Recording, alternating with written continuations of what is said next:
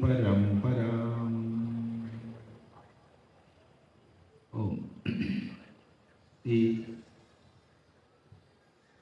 114 അയിരൂർ ചെറുകോൽപ്പുഴ ഹിന്ദുമത പരിഷത്തിൽ ഇന്ന് കുറച്ച് നേരത്തെ പരിസ്ഥിതിയുമായി ബന്ധപ്പെട്ട ഒരു സമ്മേളനത്തിൽ പങ്കെടുത്തു. ഇപ്പം അല്പസമയം ഈ ഒരു ആധ്യാത്മിക സദസ്സിൽ സംസാരിക്കുകയാണ്. ദീർഘനേരം ഇന്ന് ഒരു തരത്തിലും വയ്യ. ഇങ്ങനെയാണ് സമയക്രമീകരണം ചെയ്തത്. 7 മുതൽ ഒരു 8:30 വരെ എന്നുള്ള നിലയ്ക്കാണ്.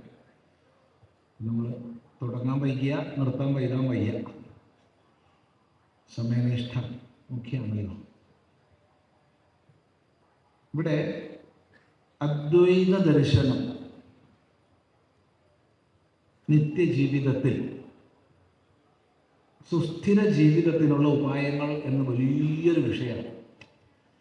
ദിവസങ്ങൾ കൂടിയിരുന്ന് പല വീക്ഷണകോണുകളിലൂടെ പഠിക്കേണ്ടുന്ന വിഷയമാണ്. ആദ്യം എന്താണ് അദ്വൈത ദർശനം എന്ന് പഠിക്കണം. നിത്യജീവിതം എന്താണ്, എങ്ങനെയായിരിക്കണം എന്ന് പഠിക്കണം.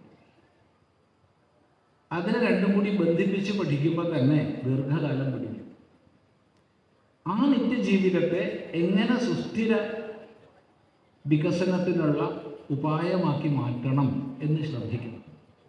അതിലേക്കൊന്നും ഇപ്പോൾ കടക്കണില്ല. ചുരുങ്ങിയ സമയം കൊണ്ട്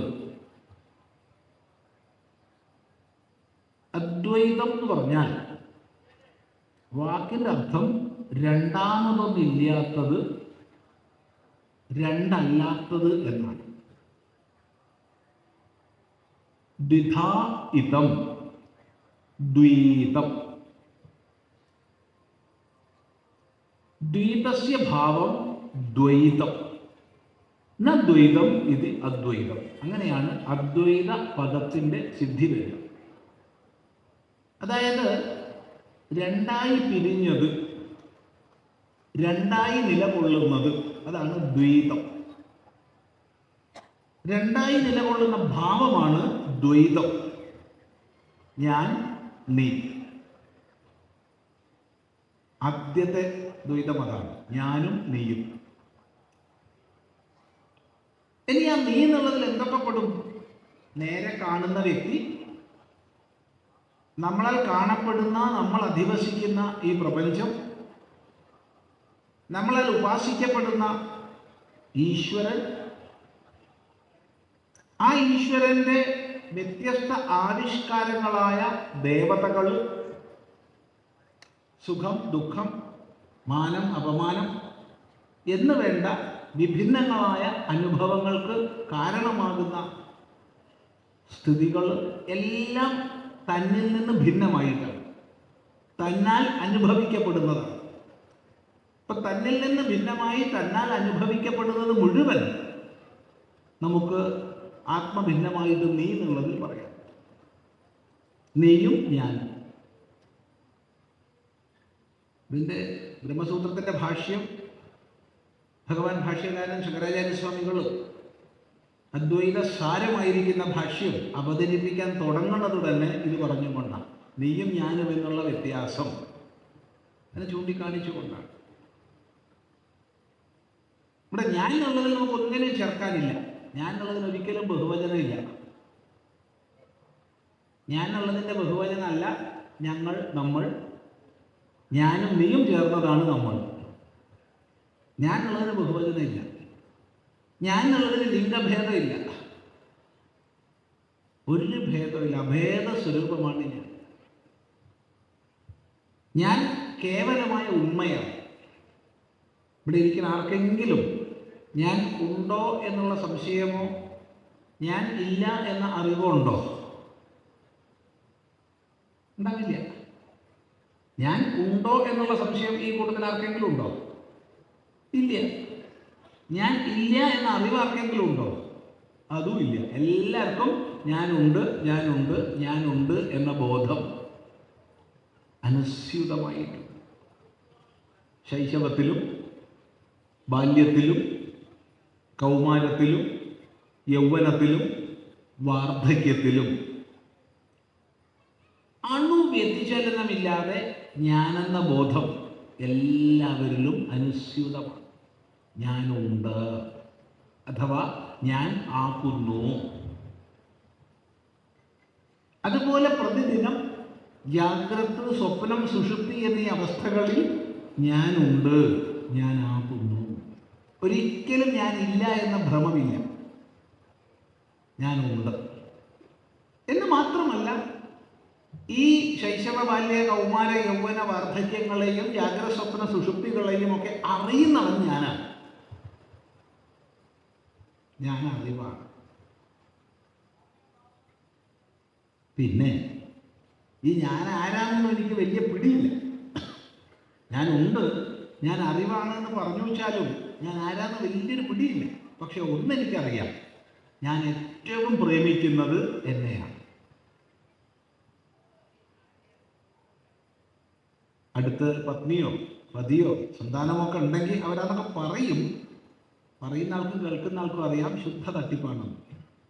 നമ്മളെല്ലാവരും ഏറ്റവും പ്രേമിക്കുന്നത് നമ്മളെ തന്നെയാണ്. അപ്പൊ പരമമായ പ്രേമത്തിനാസ്പദമാണ്. അതുകൊണ്ട് ഞാൻ ആനന്ദമാണ്. ഈ മൂന്ന് വിഷയത്തിൽ ഒരു സംശയത്തിന് അവകാശമില്ല. ഞാൻ സത്താണ്, അതായത് ഉള്ളവനാണ്, ഉണ്മയാണ്, ഉണ്ട്. ഞാൻ ചിത്താണ്, ഞാൻ അറിവാണ്, ഞാൻ അറിയുന്നു. ഞാൻ ആനന്ദമാണ്, പരമപ്രേമത്തിന് ആസ്പദമാണ്. ഇങ്ങനെ സച്ചിദാനന്ദമായ തൻ്റെ സ്വരൂപം ഞാൻ എന്നാൽ കാണപ്പെടുന്ന പ്രപഞ്ചത്തെ ഭിന്നമായി കാണുന്നു. എന്നാൽ കാണപ്പെടുന്ന നിന്നെ ഭിന്നമായി കാണുന്നു. എന്നാൽ ഉപാസിക്കപ്പെടുന്ന ദേവതകളെ ഭിന്നങ്ങളായി കാണുന്നു. എന്നാൽ അന്വേഷിക്കപ്പെടുന്ന ഈശ്വരനെ ഭിന്നനായി കാണുന്നു. അതാണ് ലോകസാമാന്യമായ സ്ഥിതി. പറയുന്ന ഞാനും കേൾക്കുന്ന നീയും, കാണുന്ന ഞാനും കാണപ്പെടുന്ന വിഷയവും. ഇങ്ങനെ ലോക അനുഭവം നിരസിക്കാനാവാതെ നമുക്ക് പറയാം ദ്വൈതത്തിൽ അധിഷ്ഠിതമാണ്. രണ്ട് ഉണ്ടെന്ന ഭാവത്തിൽ അധിഷ്ഠിതമാണ് ലോകാനുഭവം. എന്നാൽ സൂക്ഷ്മ നിരൂപണം ചെയ്ത് എല്ലാത്തിൻ്റെയും ഉണ്മ എന്താണെന്ന് അന്വേഷിച്ച് കണ്ടെത്തിയ ഉപനിഷത്ത്, വേദാന്തം നമ്മളോട് പറഞ്ഞു, ഈ വ്യത്യാസങ്ങളെല്ലാം ആപേക്ഷികങ്ങളാണ്.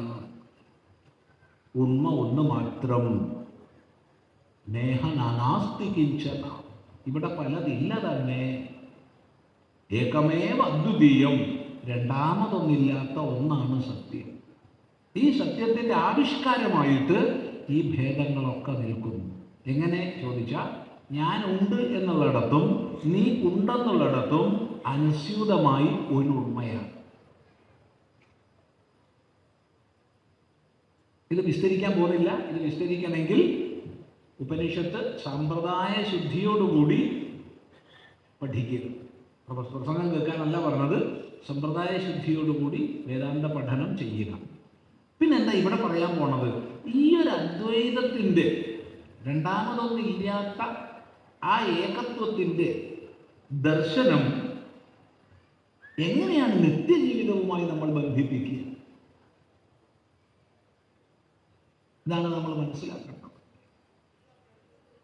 ഇവിടെ ദ്വൈത ദർശനം നിത്യജീവിതത്തിൽ നിന്നാണ്. ഏകമാണ് സത്യം, അദ്വയമാണ് നിന്നിലും എന്നിലും അവനിലും അവളിലും എല്ലാം ഉണ്മയായി വിലസുന്നത് ഒരേ സത്യമാണെന്ന ദർശനം എങ്ങനെ നിത്യജീവിതത്തിൽ കൊണ്ടുവരും? കാരണം നിത്യജീവിതത്തിൽ കാണുന്നവനുണ്ട്, കാണപ്പെടുന്നതുണ്ട്.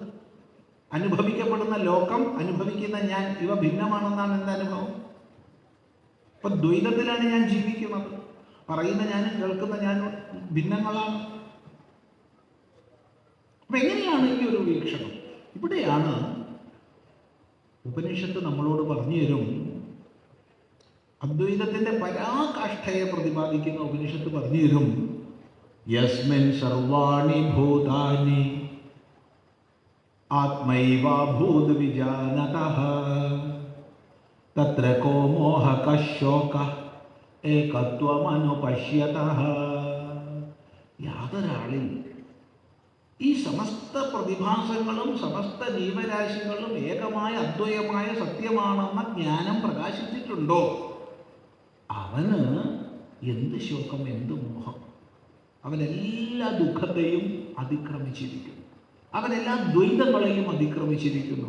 അവൻ ആത്മാരാമനായി തന്നിൽ താനായി നിലകൊള്ളുന്നു.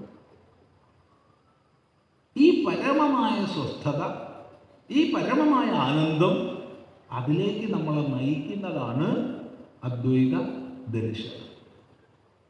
എല്ലാവരും ജീവിതത്തിൽ ആഗ്രഹിക്കുന്നത് ദുഃഖനിവൃത്തിയാണല്ലോ. എല്ലാവരുടെ ലക്ഷ്യമായിട്ട് നമുക്ക് ഏകസ്വരത്തിൽ പറയാൻ കഴിയുന്നത് സുഖപ്രാപ്തിയാണല്ലോ. മറ്റേതൊരു ലക്ഷ്യത്തെ പറഞ്ഞാലും അഭിപ്രായ വ്യത്യാസം ഉണ്ടാവുമല്ലോ. ഇരിക്കുന്ന കൂട്ടത്തിൽ ഓരോരുത്തരോട് ഓരോ ലക്ഷ്യം ചോദിച്ചു കഴിഞ്ഞാൽ വൈഷ്ണവൻ ഒന്ന് പറയാനുണ്ടാവും, ശൈവന് വേറൊന്ന് പറയാനുണ്ടാവും, ശാക്തേയന് വേറൊന്ന് പറയാനുണ്ടാവും, ഇതര മതക്കാർക്ക് വേറെ പറയാനുണ്ടാവും, ഭിന്നങ്ങളായ ലക്ഷ്യങ്ങളെക്കുറിച്ച് പറയാനുണ്ടാവും. എല്ലാ മതങ്ങളുടെ ലക്ഷ്യം ഒന്നാമെന്നും പറഞ്ഞാൽ ശരിയാവില്ല. ഇന്ന് ഈ ആധ്യാത്മിക പ്രഭാഷകന്മാരുടെ ഒരു പരിഷ്കാരമായിട്ടുണ്ടത്, എല്ലാത്തിൻ്റെ ലക്ഷ്യം ഒന്നാണ്, അതുകൊണ്ട് എല്ലാം ഒന്നാണ്. എടാ, കോഴിക്കോട് ബസ് സ്റ്റാൻഡിൽ പോയിട്ട് നിർത്തിയിട്ട 10-50 ബസ് കണ്ടിട്ട് ഞാൻ വിചാരിക്കുക എല്ലാത്തിൻ്റെ ലക്ഷ്യം ഒന്നാമെന്ന് വിചാരിച്ചിട്ട് ഞാൻ ഏതെങ്കിലും ബസ്സിൽ കയറിയിരുന്നാൽ എനിക്കെത്തേണ്ട ലക്ഷ്യത്തിലെത്തുക. അമിത മതേതരത്വം കാണിക്കാൻ വേണ്ടിയിട്ട് അബദ്ധം പറഞ്ഞു കൂട്ടുന്ന ലോകമാണിന്ന്. എല്ലാത്തിൻ്റെ ലക്ഷ്യം ഒന്നാണ്. എങ്ങനെയാണ് എല്ലാത്തിൻ്റെ ലക്ഷ്യം ഒന്നാവുക? ഓരോ ബസ്സിൻ്റെ പുറത്തും ബോർഡ് എഴുതിയിട്ടുണ്ടാവും. ആ ബോർഡ് വായിച്ച് മനസ്സിലാക്കിയിട്ട് വേണം കയറാൻ. അതുപോലെ ഓരോ മതഗ്രന്ഥത്തിൻ്റെയും ലക്ഷ്യം അതിൽ പറഞ്ഞിട്ടുണ്ടാവും. അബ്രഹാമിക് മതങ്ങളുടെ ഒക്കെ ലക്ഷ്യം സ്വർഗമാണ്. അബ്രഹാമിക് മതങ്ങൾ യഹൂദ, ക്രിസ്ത്യൻ, മുസ്ലിം, സ്വർഗമാണ് ലക്ഷ്യം. സ്വർഗം എന്നുള്ളത് ഹിന്ദുവിനും ഉണ്ട്, ഇല്ല എന്ന് പറയുന്നില്ല, പക്ഷെ ലക്ഷ്യമായി പറഞ്ഞിട്ടില്ല.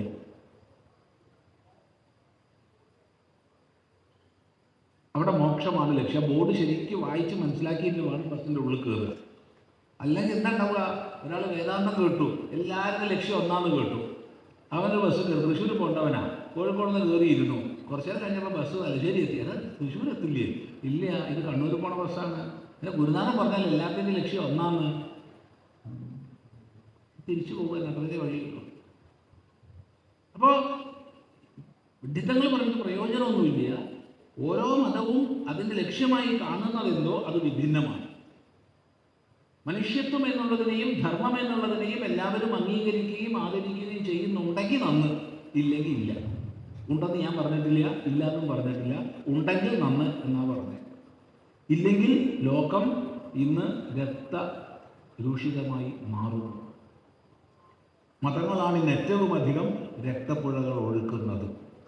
ചരിത്രത്തിൽ തിരിഞ്ഞു നോക്കിയാൽ ഇന്നലെയും അങ്ങനെയായിരുന്നു. ചരിത്രഗതി നോക്കിയാൽ നാളെയും അങ്ങനെയൊക്കെ തന്നെയായിരിക്കും.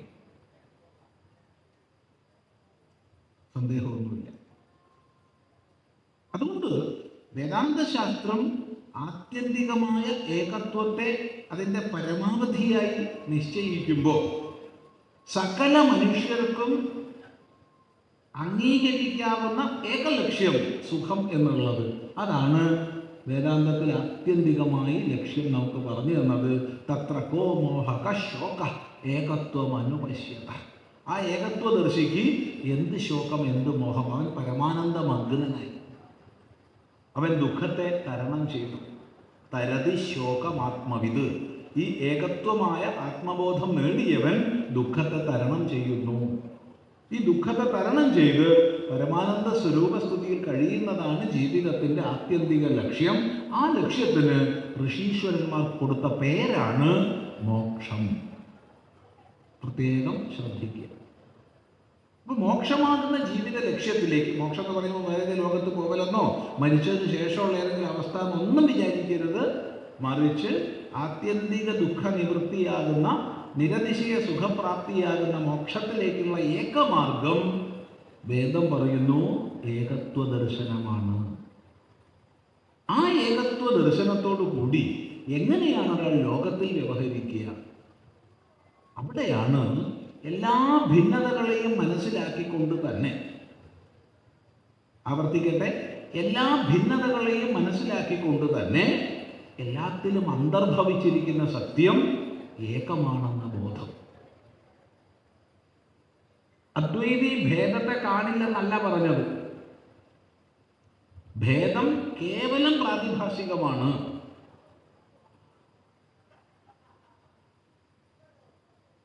ഭേദം കേവലം പ്രാതിഭാസികമാണ്. സത്യം ഒന്നാണ്. പച്ച, മഞ്ഞ, നീല, ചുവപ്പ് തുടങ്ങിയ കണ്ണാടികളിൽ പ്രതിബിംബിക്കുന്ന സൂര്യന്റെ പ്രതിബിംബം പച്ചയും മഞ്ഞയും നീലയും ചുവപ്പും ഒക്കെ ആയിരിക്കും. ഇപ്പൊ പച്ച സൂര്യൻ, നീല സൂര്യൻ, മഞ്ഞ സൂര്യൻ, ചുവപ്പ് സൂര്യൻ ഒക്കെ ശരിയാണ്. പക്ഷേ ഈ കണ്ണാടി എന്ന ഉപാധിയെ സംബന്ധിച്ച് മാത്രമാണതെന്നും കേവല സൂര്യൻ ഏകനും വർണ്ണരഹിതനുമാണ് എന്ന് ബോധിച്ചിട്ടുള്ള ഒരാള് ഈ വൈവിധ്യങ്ങളൊക്കെ കണ്ടറിയും. അല്ലാണ്ട് വൈവിധ്യം ഇല്ല എന്ന് പറയില്ല.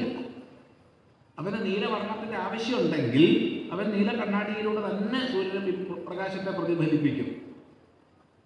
വേറൊരാൾക്ക് ആവശ്യം ചുമന്നതാണ്, അവൻ ചുവപ്പ് പ്രതിഫലിപ്പിക്കും. അല്ലാതെ ചുവപ്പ് വേണ്ടവൻ നീല എടുക്കില്ല, നീല വേണ്ടവൻ ചുവപ്പ് എടുക്കില്ല. പക്ഷേ ഇത് രണ്ടിനും ഉണ്മയെ നൽകുന്ന, ഇതിൻ്റെ രണ്ടിനും പിന്നിലുള്ള ചൈതന്യ സ്രോതസ് ഏകമാണെന്നും അത് നീലയോ ചുമപ്പോ മഞ്ഞയോ പച്ചയോ അല്ല എന്നും അവനറിയാം. ഈ ബോധം ആദ്യമായിട്ട് നമ്മളിൽ ഉണ്ടാക്കുന്നത് ഏകതാബോധമാണ്. നമുക്കിടയ്ക്ക് എന്ത് തന്നെ വൈവിധ്യങ്ങൾ ഉണ്ടെങ്കിലും ആ വൈവിധ്യങ്ങൾ ഒന്നും വിരുദ്ധങ്ങളല്ല. എന്തെന്ത് വൈവിധ്യങ്ങൾ നമുക്കിടയ്ക്ക് ഉണ്ടെങ്കിലും അതൊന്നും വിരുദ്ധങ്ങളല്ല, ഏകമാണ്. ഈ ഒരു കാഴ്ചപ്പാടോടുകൂടിയ ജീവിതം ബാഹ്യമായ വൈവിധ്യത്തെ അംഗീകരിക്കുന്നു, ആന്തരികമായ ഏകത്വത്തെ ബോധിക്കുന്നു. ഈ വീക്ഷണമാണ് നമുക്ക് ഈ ധർമ്മ സംസ്ഥാപനത്തിൽ ഏറ്റവും മുഖ്യമായി വേണ്ടത്. അത് നഷ്ടപ്പെട്ടതാണ് നമുക്ക് എല്ലാ അർത്ഥത്തിലും ഭാവത്തിലും വന്ന പരാജയങ്ങൾക്ക്, വീഴ്ചകൾക്ക്, പതനങ്ങൾക്ക് ഏക കാരണം. നോക്കൂ, വേദമാണല്ലോ ധർമ്മത്തിൻ്റെ അടിസ്ഥാനം. വേദമാണ്. ആ വേദം ആരംഭിക്കുന്നത് സംഹിതയിലാണെങ്കിൽ സംഹിതകളിൽ പ്രഥമമായി നമ്മൾ എല്ലാവരും പറയുക ഋക് സംഹിതയെയാണ്. ഋക് സംഹിതയിൽ 10552 മന്ത്രങ്ങളുണ്ട്. ഈ 10500 ചില്ല മന്ത്രങ്ങളിലൂടെ ഋക് സംഹിത ഉപദേശിച്ച് അവസാനം പറയുന്നത് എന്താ? അത് ആധ്യാത്മികമായ അല്ലെങ്കിൽ അദ്വൈതത്തിൻ്റെ താത്വികമായ വീക്ഷണമല്ല അവസാനം പറഞ്ഞത്. മറിച്ച് ആ അദ്വൈതത്തിൻ്റെ താത്വികമായ വീക്ഷണത്തിൽ നിന്ന് ഉയർകൊള്ളുന്ന സാമാജിക സങ്കല്പമാണ്. സംഗച്ഛധ്വം സംവദധ്വം, നിങ്ങൾ ഒന്നിച്ച് നല്ലതിലേക്ക് നടക്കുവിൻ, നിങ്ങൾ ഒന്നിച്ച് നല്ലതിനെ പറയുവിൻ. ഈ ഒന്നിച്ച് ഒന്നിച്ച് ഒന്നിച്ച് എന്നുള്ളതാണ് ഈ ഏകതയുടെ മന്ത്രം മറന്നു പോയതാണ് നമ്മൾ അടിമകളാവാൻ കാരണം. ഈ ഏകതയുടെ മന്ത്രം മറന്നു പോയതാണ് സമൂഹം എന്ന രീതിയിലും രാഷ്ട്രം എന്ന രീതിയിലും നമ്മൾ അടിമത്തത്തിൽ അകപ്പെടാൻ കാരണം. ഈ ഏകതയുടെ മന്ത്രം മറന്നു പോയതാണ് ഇന്നും ആസുരിക ശക്തികളാൽ നിരന്തരം ചൂഷണം ചെയ്യപ്പെടുന്ന അവസ്ഥയിൽ ഈ സനാതനധർമ്മ വ്യവസ്ഥ കഴിയേണ്ടി വരുന്നത് ഒരു സംശയമില്ല. കാരണം ഏകതയുടെ മന്ത്രം ഋഷി ഉപദേശിച്ചു. നമ്മളെന്ത് മനസ്സിലാക്കി? നമ്മൾ പല ഭേദങ്ങൾ കൽപ്പിച്ചു. എന്തെല്ലാം ഭേദങ്ങൾ! ഭാഷയുടെ അടിസ്ഥാനത്തിലുള്ള ഭേദങ്ങൾ, സാമുദായിക ഭേദങ്ങൾ,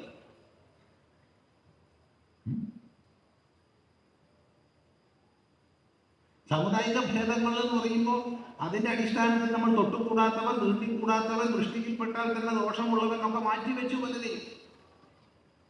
ഉയർന്നവരെന്ന് പറയപ്പെടുന്നവരാൽ ഒരു വിഭാഗം താഴ്ന്നവരെന്ന് പറയപ്പെട്ടവരാകുമ്പോൾ ഈ താഴ്ന്നവരെന്ന് പറയപ്പെടുന്നവർ അവരെക്കാൾ താഴ്ന്നതായി വേറെ വെച്ചു. ഇതിങ്ങനെ ശ്രേണിയിൽ അങ്ങോട്ട് പോയി. എത്രയോ മഹാത്മാക്കളുണ്ട്, എത്രയോ മഹാത്മാക്കളുടെ വേദസാരം ഉൾക്കൊണ്ട മഹാപുരുഷന്മാരുടെ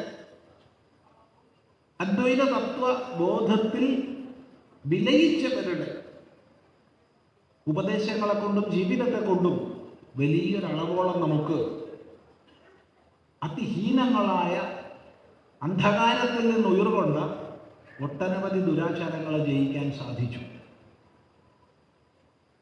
പക്ഷേ നമ്മൾ ഓരോരുത്തരും വേണ്ടതുപോലെ വിലയിരുത്തണം. മൈക്രോഫോണിന് മുന്നിൽ വന്നു നിന്ന് പ്രസംഗിച്ചത് കൊണ്ട് ഒരു പ്രയോജനവുമില്ല. മറിച്ച് തൻ്റെ ഹൃദയത്തിൽ, തൻ്റെ ജീവിതത്തിൽ, തൻ്റെ വ്യവഹാരത്തിൽ താൻ ഈ ഏകത്വത്തെ ഉൾക്കൊണ്ടുകൊണ്ടുള്ള ശൈലിയാണോ പുലർത്തുന്നത് എന്നുള്ളത്.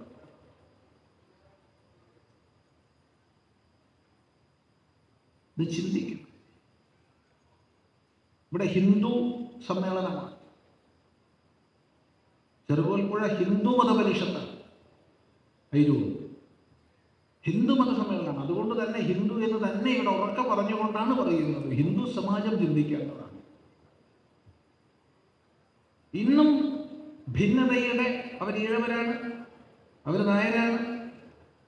നായരാന്ന് പറഞ്ഞാൽ നായരിൽ ഗ്രേഡ് വരും. 24 carat, 22 carat, 20 carat, 18 carat, 16 carrot.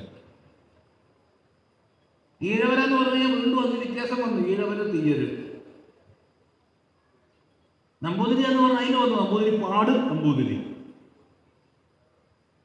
ഇങ്ങനെ ഓരോന്നിൽ ഇങ്ങനെ ഭിന്നിച്ച് ഭിന്നിച്ച് ഭിന്നിച്ച് കഴിയുമ്പോൾ അതുകൊണ്ട് കാര്യസാധ്യമുള്ളവർ, ആ കാര്യസാധ്യം ചിലപ്പോൾ ഒരു കോളേജിലെ ഒരു കോഴ്സ് കിട്ടലായിരിക്കാം, ഒരു സ്കൂളിൽ ഒരു ഡിവിഷൻ കിട്ടലായിരിക്കാം, അല്ലെങ്കിൽ ബന്ധുക്കൾക്ക് നിയമനമായിരിക്കാം.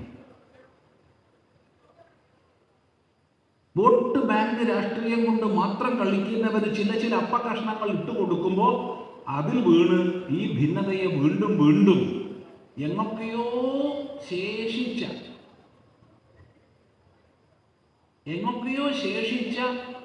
ദൂഷിത ഭാവങ്ങളെ വീണ്ടും നനച്ച് വളർത്തി കൊണ്ടുവരുന്ന കാഴ്ച ഇന്ന് കേരളം കാണുന്നു. കണ്ടില്ലെന്ന് നടിക്കാൻ പറ്റില്ല. മണ്ണിൽ പ്രരോഹശക്തിയുള്ള ഒരു ബീജം ദീർഘകാലം കടന്നാലും വൃക്ഷം നമ്മൾ പുറമെ കാണുന്നില്ലെങ്കിലും അതിന് വെള്ളം കിട്ടിക്കഴിഞ്ഞാൽ അത് മുളച്ചു വരും, അതിന് പ്രരോഹശക്തി ഉണ്ടെങ്കിൽ. ഇതുപോലെ സമാജത്തിൻ്റെ ഏകതയെ ഉണർത്തേണ്ടുന്ന നമ്മൾ ഭിന്നതയുടെ മഹാരോഗങ്ങളുടെ വളരെ സൂക്ഷ്മമായി കിടക്കുന്ന ബീജങ്ങളെപ്പോലും ഉണർത്താൻ പരിശ്രമിക്കുകയാണ്. അങ്ങനെ വേദത്തിന് വിരുദ്ധമായ ഭിന്നതയുടെ ഭാവങ്ങൾ ഇവിടെ പ്രസരിക്കുന്നു. ഇത് വളരെയധികം ഗൗരവത്തോടു കൂടി ചിന്തിക്കുക, നോക്കി കണ്ടേ മതിയാവും. ഇനിയും നമ്മൾ അലംഭാവം കാണിച്ചാൽ എല്ലാ അർത്ഥത്തിലും ഭാവത്തിലും ഹൈന്ദവ ശക്തി ഇനിയും ഏകീകൃതമായി ഉയരാൻ ഈ ഏകതാവീക്ഷണം നമ്മൾ ഉൾക്കൊള്ളുന്നില്ലെങ്കിൽ അപകടകരമാണ് നാളെ എന്ന് പറയാതെ വയ്യ. എന്താണ് ഇതിൻ്റെ അപകടം? 2002 നമ്മുടെ SIRന്റെ മുഴുവൻ ഫലമനുസരിച്ചിട്ടുള്ള തെരഞ്ഞെടുപ്പ് സംബന്ധിച്ച വോട്ടർ പട്ടികയും നമുക്ക് ഡൗൺലോഡ് ചെയ്യാൻ കിട്ടും. എല്ലാവർക്കും കിട്ടും. എല്ലാവരുടെ കയ്യിലും സ്മാർട്ട് ഫോൺ ഉണ്ടെന്ന്. പണ്ടത്തെ പോലെ നമുക്ക് വേറെ ആരെയും ആശ്രയിക്കേണ്ട. അപ്പോൾ ഇവിടെ ഇരുന്ന് ഡൗൺലോഡ് ചെയ്യാം. ഇപ്പോൾ 2026 ഒരു SIR പൂർത്തിയായിട്ടില്ലെങ്കിലും കരട് പട്ടിക ഇറങ്ങിക്കഴിഞ്ഞു. അതും എല്ലാവർക്കും ഡൗൺലോഡബിൾ ആയിട്ടുണ്ട്. ഇത് രണ്ടും ഒന്ന് ഡൗൺലോഡ് ചെയ്യൂ, എന്നിട്ടൊന്ന് നോക്കൂ. ഓരോ നിയമസഭാ മണ്ഡലത്തിലും ഉള്ള ഹിന്ദുവിൻ്റെ സംഖ്യയിൽ വന്ന അത്യപകടകരമായ വ്യതിയാനം എത്രയാണെന്ന് നോക്കൂ. ഒന്ന് നോക്ക്. അങ്ങനെയുള്ള സന്ദർഭത്തിൽ ഇവിടെ നായരെന്നും ഈഴവരെന്നും അതെന്നും ഇതെന്നും പറഞ്ഞ് വീണ്ടും കലഹിച്ചുകൊണ്ടിരുന്നാൽ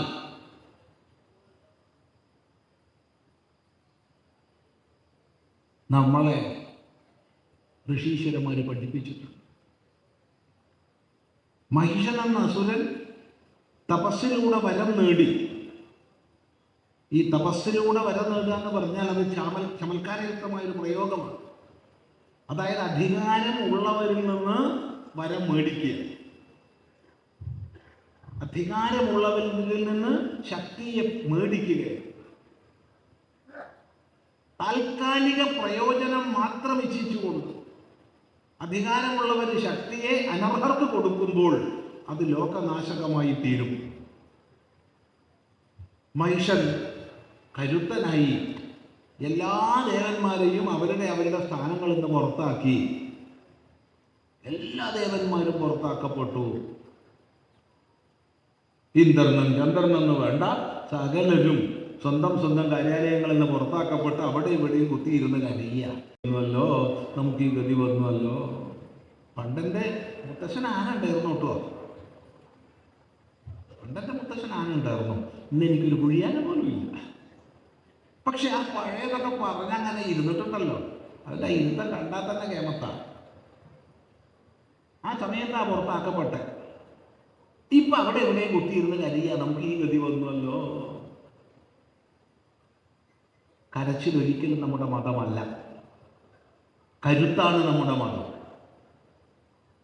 ദുർബലരെ നാം പൂജിക്കാറില്ല. ദുർബലരെ സ്നേഹിക്കണം, ദുർബലരെ സേവിക്കണം, ദുർബലരെ സഹായിക്കണം. എന്നാൽ ദുർബലരെ പൂജിക്കാറില്ല. പൂജിക്കുന്നത് മുഴുവൻ പ്രബലരെയാണ്. വിഷ്ണുവിന് 4 കൈകളുണ്ടെങ്കിൽ 2 എണ്ണത്തിൽ ഉഗ്രങ്ങളായ ആയുധങ്ങളാണ്, 2 എണ്ണത്തിൽ ശാന്തി ചിഹ്നങ്ങളാണ്. ശിവനെ നാം പൂജിക്കുന്നുണ്ടെങ്കിൽ നല്ല വെട്ടി തിളങ്ങുന്ന ശൂലം കൈവശമുണ്ട് ശിവന്.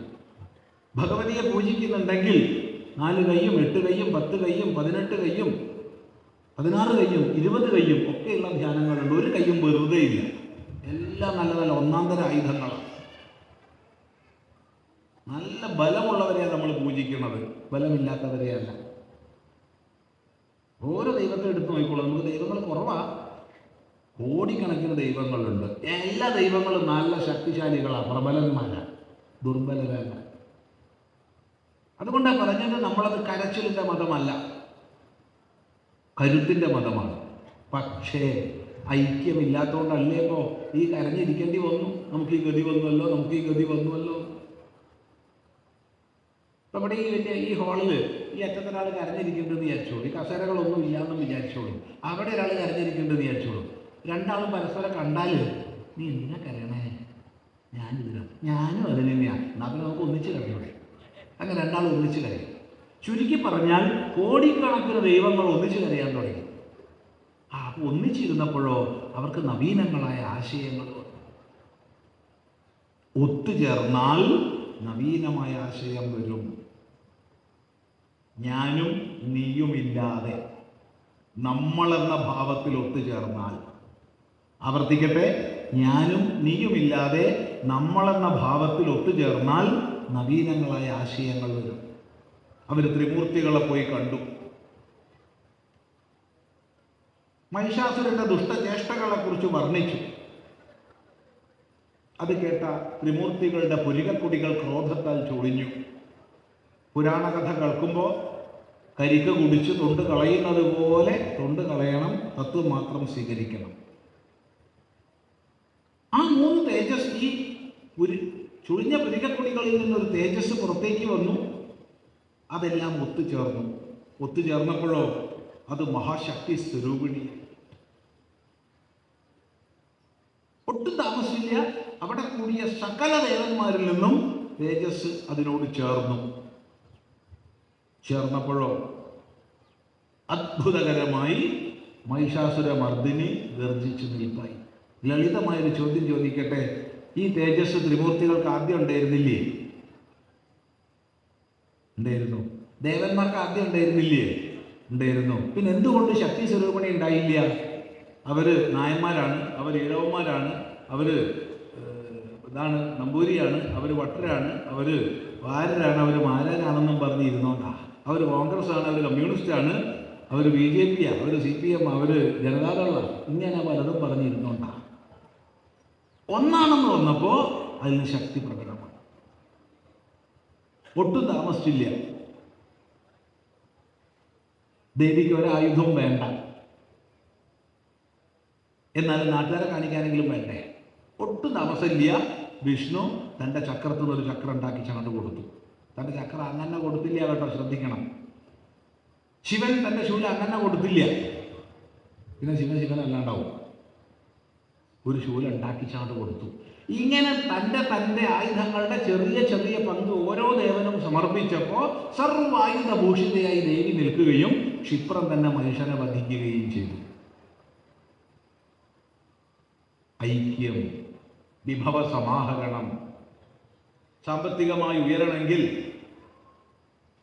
സാമാജികമായി ശക്തിയെ പ്രാപിക്കണമെങ്കിൽ, സാംസ്കാരികമായി നമ്മുടെ മഹിമ നിലനിർത്തി അടുത്ത തലമുറയിലേക്ക് പകർന്നു നൽകണമെങ്കിൽ ഒന്നേ വഴിയുള്ളൂ, രണ്ട് വഴിയില്ല.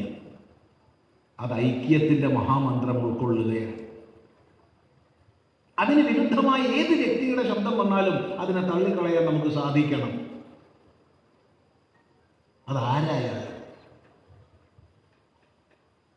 ശ്രദ്ധിക്കുക.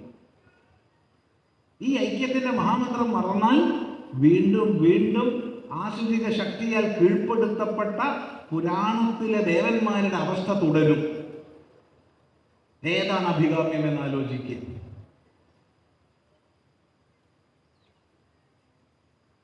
വർത്തമാന കാലത്തിൻ്റെ യാഥാർത്ഥ്യങ്ങളെ നമ്മൾ മനസ്സിലാക്കണം. നമ്മൾ ജീവിക്കുന്നത് ഒരു ജനാധിപത്യ രാഷ്ട്രത്തിലാണ്. അവിടെ കാര്യങ്ങൾ നിശ്ചയിക്കപ്പെടുന്നത് വോട്ടിൻ്റെ അടിസ്ഥാനത്തിലാണ്. അതുകൊണ്ട് സനാതനധർമ്മം, ഹിന്ദുധർമ്മം എന്നുള്ള പേരിൽ ഒന്നായിരിക്കുക. വേറെ ഏത്, ഞാൻ ആ പാർട്ടി ഈ പാർട്ടി എന്ത് വേണമെങ്കിൽ ചെയ്തോളൂ, വിരോധമില്ല. ഹിന്ദു എന്നുള്ളതിൽ ഒന്നായിരിക്കും. അങ്ങനെയാണല്ലോ നമ്മൾ ചുറ്റുപാട് നോക്കിയാൽ കാണുന്നില്ല ഇതര മതങ്ങളെ. പല ജാതിഭേദങ്ങളുണ്ട്. ഒരു വിഭാഗത്തിൻ്റെ പള്ളിയിൽ മറ്റൊരു വിഭാഗത്തെ കയറ്റില്ല, പോയ പ്രശ്നമായിരിക്കും. പക്ഷേ അവരുടെ മതത്തിൻ്റെ ഒരു പൊതുവിഷയം വരുമ്പോൾ ഒന്നായി നിൽക്കുന്നു. ഇവിടെ ഭിന്നതയുടെ ഈ ഭാവങ്ങളെ മുതലെടുത്തുകൊണ്ട് അത്യാചാരങ്ങൾ നടക്കുന്നു. 114 വർഷം ഈ ഒരു സമ്മേളനം ഇവിടെ ആയി കഴിഞ്ഞു.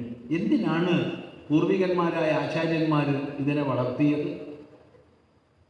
സാമാജികമായ ബോധത്തെ നൽകാൻ, വേദത്തെ ബോധിപ്പിക്കാൻ, വേദത്തിൻ്റെ അടിസ്ഥാനത്തിലുള്ള ജീവിത വീക്ഷണം പകരാൻ, അത് പ്രായോഗികതയിലേക്ക് ഉയർത്താൻ.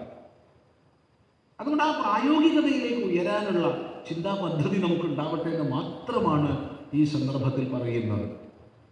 ബാക്കി ഉയർന്ന ഒരുപാട് ജീവിത വീക്ഷണങ്ങളുണ്ട്. ധർമ്മത്തിൻ്റെ അടിസ്ഥാനത്തിൽ, വേദത്തിൻ്റെ അടിസ്ഥാനത്തിൽ ഒന്നായ, സാംസ്കാരികമായി ഏകതാഭാവമുള്ള സമാജമായി നമ്മൾ വർത്തിക്കുക.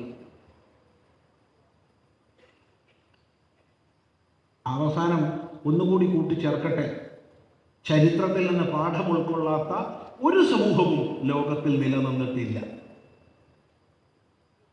ആവർത്തിക്കുന്നു, ചരിത്രത്തിൽ നിന്ന് പാഠം ഉൾക്കൊള്ളാത്ത ഒരു സമൂഹവും ലോകത്തിൽ നിലനിന്നിട്ടില്ല. റോമിന് എന്തു പറ്റിയെന്ന് നോക്കുക, ഗ്രീസിന് എന്തു പറ്റിയെന്ന് നോക്കുക, ലോകത്തിൻ്റെ വ്യത്യസ്ത ഭാഗങ്ങളിൽ ഉണ്ടായിരുന്ന വ്യത്യസ്ത സംസ്കാരങ്ങൾക്ക് എന്തു പറ്റിയെന്ന് നോക്കുക. അപ്പോൾ ഈ പറഞ്ഞതിന് അർത്ഥം മനസ്സിലാവും. ഇത് സനാതനമാണെന്ന് പറഞ്ഞ് ഇരുന്നുകൊണ്ടൊന്നും കാര്യമില്ല. എങ്ങനെ സനാതനമായി? കാലത്തിനനുസരിച്ച്, ദേശത്തിനനുസരിച്ച് സ്വീകരിക്കേണ്ട നയങ്ങളെ സ്വീകരിക്കുകയും ശക്തമായി മുന്നോട്ട് പോവുകയും ചെയ്തത് കൊണ്ടാണ് സനാതനമായത്. ഈ കാലഘട്ടത്തിൽ 100 കൊല്ലം മുമ്പ്, 114 കൊല്ലം മുമ്പുള്ള കഥ പറഞ്ഞിരുന്നുകൊണ്ട് കാര്യമില്ല. ഇന്നത്തെ യാഥാർത്ഥ്യങ്ങളുടെ നേർക്ക് ശരിയായ വീക്ഷണം കൈക്കൊണ്ട്. എന്താണ് ഇന്നത്തെ പ്രശ്നം? നോക്കൂ, ഈ പത്തനംതിട്ട ജില്ലയിലാണ് ശബരിമല. നമുക്കറിയാം 2018 ശബരിമലയിൽ എന്താ ഉണ്ടായതെന്ന് നമുക്കൊക്കെ അറിയാം. അന്ന് നമ്മുടെ ആചാരങ്ങളെ, അനുഷ്ഠാനങ്ങളെ മുഴുവൻ അവഹേളിക്കാൻ വേണ്ടിയും ഹൈന്ദവ ചേതനയെ വ്രണപ്പെടുത്താൻ വേണ്ടിയും മുന്നിൽ നിന്നവർ അയ്യപ്പ ആഗോള അയ്യപ്പ ഭക്തസംഗമം നടത്തേണ്ടി വന്നു. നടത്തിയിട്ട് കട്ടറോ കാട്ടാക്കോ അത് വേറെ വിഷയം. അത് അവരുടെ കഴിവനുസരിച്ച് അവർ ചെയ്യും. ഓരോരുത്തരുടെ കഴിവനുസരിച്ച് ചെയ്യും. ഓരോരുത്തർ ഏത് മേഖലയിലാണോ നിപുണന്മാർ അത് എവിടെ ചെന്നാലും പ്രവർത്തിക്കും. അതിന് വിരോധമില്ല. കള്ളം കട്ടുവച്ച മോശമല്ല, മികവായിട്ടേ ഞാൻ പറയുള്ളൂ. തേനാനാം പതയേ നമ ചോരാണാം പതയേ നമ എന്ന് ജപിക്കുന്നവനാ ഞാൻ. അതുകൊണ്ട് കുഴപ്പമൊന്നുമില്ല. മറിച്ച് നടത്തേണ്ടി വന്നു. എന്നിട്ട് ഇപ്പോൾ നിർണായകമായ ഓരോ ഭക്തനെ സംബന്ധിച്ചും അയ്യപ്പ ഭക്തനെ സംബന്ധിച്ച് ഏറ്റവും നിർണായകമായ സമയമാണിപ്പോൾ. കാരണം സുപ്രീം കോടതി 9 അംഗ ബെഞ്ച് രൂപീകരിച്ചു കഴിഞ്ഞു. കോൺസ്റ്റിറ്റ്യൂഷണൽ ബെഞ്ച് വാദത്തിന് ദിവസം നിശ്ചയിച്ചു കഴിഞ്ഞു. ഇത്രാം തീയതി വാദം നിർത്തുമെന്ന് പ്രഖ്യാപിച്ചു കഴിഞ്ഞു. ഇനി വിധി വരിക പോലും. ഈ സമയത്ത് വ്യക്തമായും കേന്ദ്ര സർക്കാർ അഫിഡവിറ്റ് കൊടുത്തു. നൂറ്റാണ്ടുകളായി പരിപാലിക്കപ്പെടുന്ന ആചാരങ്ങൾ സംരക്ഷിക്കപ്പെടണം എന്ന്. അതുകൊണ്ട് 18-ലുണ്ടായ വിധി പുനഃപരിശോധിക്കണം എന്ന്. ഭക്തസംഗമം ചെയ്ത് അതിനേക്കാൾ ഉപരി സ്വർണത്തെ ചെമ്പാക്കുകയും ചെമ്പിനെ സ്വർണ്ണാക്കുകയും ഒക്കെ ചെയ്യുന്ന മഹാസിദ്ധികളെ പ്രാപിച്ചവര് ഒരക്ഷരം മിണ്ടിയിട്ടില്ല. ഇപ്പോഴും പറഞ്ഞ സമയമുണ്ടെന്നാണ്. ഇതൊക്കെ കണ്ടിട്ട് മനസ്സിലാക്കാൻ ഇവിടുത്തെ സമൂഹത്തിന് സാധിക്കുന്നില്ലെങ്കിൽ, മറ്റൊരു ഭാഗത്ത് ഞങ്ങളുടെ വ്യക്തമായ ലക്ഷ്യം മതത്തിൻ്റെ കാഴ്ചപ്പാടിനനുസരിച്ച് ഇസ്ലാമിക വ്യവസ്ഥ അനുസരിച്ചുള്ള ഭരണം കേരളത്തിൽ വരികയാണ് ഞങ്ങളുടെ രാഷ്ട്രീയ ലക്ഷ്യമെന്ന് വ്യക്തമായി ഒരു മറവുമില്ലാതെ പറഞ്ഞിരിക്കുകയാണ് മറുഭാഗത്ത്. ഇതൊക്കെ കണ്ടാലും കേട്ടാലും ഇപ്പോഴും ഞാൻ നായരാ, ഞാൻ ഈഴവരാ എന്നും പറഞ്ഞ് ഭിന്നിച്ചിരിക്കുന്ന സമൂഹത്തോട് ഒന്നും പറയാനില്ല. മറിച്ച് ഈ അദ്വൈതം എന്നുള്ള വീക്ഷണത്തിൻ്റെ കണിക നമ്മൾ ഉൾക്കൊള്ളുന്നുണ്ടെങ്കിൽ വൈഷ്ണവവും ശൈവവും ശാക്തേയവും ദാനവത്യവും സൗരവും സ്കാന്തവും എല്ലാം ഒന്നാണ്. അതിൽ വാമാചാര്യങ്ങളുണ്ടാവും, അതിൽ സമയാചാര്യങ്ങളുണ്ടാവും, പായസം വെച്ച് പൂജിക്കുന്ന ആളുണ്ടാവും, മാംസം വെച്ച് പൂജിക്കുന്ന ആളുണ്ടാവും. രണ്ടും ഉണ്ടാവട്ടെ. എന്താ പായസം മാത്രമേ ഭഗവാൻ കഴിക്കാൻ പാടുള്ളൂ? അപ്പം പറഞ്ഞതിൻ്റെ അർത്ഥം മനസ്സിലാക്കുക. ഈ വൈവിധ്യങ്ങളെല്ലാം ചേർന്നതാണ് സനാതനധർമ്മം.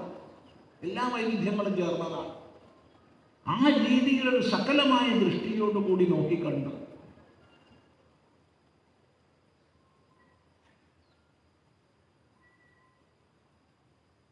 ഇതിൻ്റെ എല്ലാം അന്തർധാരയായി നിലകൊള്ളുന്ന ഏകത്വത്തെ ബോധിക്കാൻ പരിശ്രമിച്ചു അതിനെ സമാജതലത്തിലേക്ക് കൊണ്ടുവന്ന് അതിൽ നിന്നുണ്ടാകുന്ന ശക്തിയെ വർത്തമാനകാല ലോകത്തിൽ വിനിയോഗിച്ച് അതേത് പ്രവർത്തനത്തിലൂടെയായാലും സർവോപരി പറയട്ടെ സാമ്പത്തിക ശക്തിയായി ഉയർന്നു.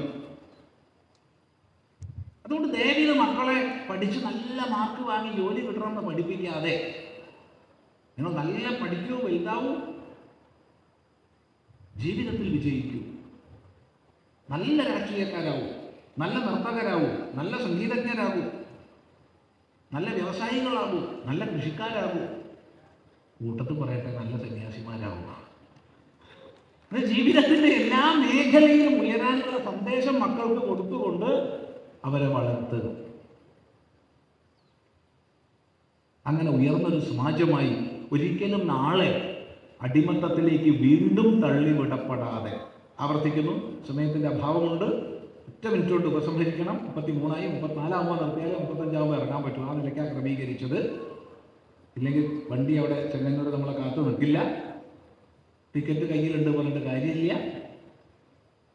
അതുകൊണ്ട് ഇതൊന്നും കൂടി ഓർമ്മിപ്പിക്കും. ഈ കാഴ്ചപ്പാടിനനുസരിച്ച് ബലം നമ്മളിൽ ഉണ്ടാവുകയും ആ ബലയുക്തമായ സമ്പന്നമായ എല്ലാ മേഖലകളിലും ഉയർന്ന ഒരു സമാജമായി നമ്മൾ തീരുകയും ചെയ്താൽ മാത്രമേ 114 എന്നുള്ളത് 120, 125, 140, 150 എന്നുള്ള രീതിയിൽ ഇത് മുന്നോട്ട് പോകും. ഒരു സംശയം പറയുന്നതിനില്ല. അല്ലാതെ ഇന്ന് മുത്തശ്ശന് ആന ഉണ്ടായിരുന്നോ എന്ന് പറഞ്ഞ് ഇരുന്നുകൊണ്ട് നാളെ നമുക്ക് ഇന്നുള്ള കുഴിയാന പോലും ഉണ്ടാവില്ല എന്ന് ഓർമ്മിക്കുക. അനുഭവങ്ങൾ നമുക്ക് മുമ്പിൽ പാഠങ്ങളാണ്. ആ പാഠങ്ങൾ പഠിക്കുന്നതിന് ആദ്യം വേണ്ടത് നാം ഒന്നാണെന്ന ഏകതാബോധമാണ്. ആ ഏകതാബോധം ഊട്ടി വളർത്തുക എന്ന് മാത്രം പറഞ്ഞ് വലിയ വലിയ സിദ്ധാന്തങ്ങളെ പ്രസംഗിച്ചതുകൊണ്ട് പ്രയോജനമൊന്നുമില്ല. പ്രായോഗികമായി ജീവിതത്തിൽ അനിവാര്യമായത് നാളെ സിദ്ധാന്തം പ്രസംഗിക്കാൻ നമ്മളൊക്കെ വേണ്ടേ? അതിനൊരു പ്രായോഗിക ഭൂമിക വേണ്ടേ? അത് ഒന്നുകൂടി വീണ്ടും വീണ്ടും ഓർമ്മിപ്പിച്ച് ഈ വാക്കുകൾ ഉപസംഹരിക്കട്ടെ. വളരെ വളരെ സന്തോഷം. സമയനിഷ്ഠ മുഖ്യമായി പാലിക്കുക. 7 പറഞ്ഞ 7 ആയിരിക്കണം. 7:54 ആവരുത്. കൃത്യനിഷ്ഠ അത് നമുക്ക് 114 കൊല്ലം കൊണ്ട് സാധിച്ചിട്ടില്ല വെച്ചാൽ ഇതുകൊണ്ട് ഒരു പ്രയോജനമില്ല.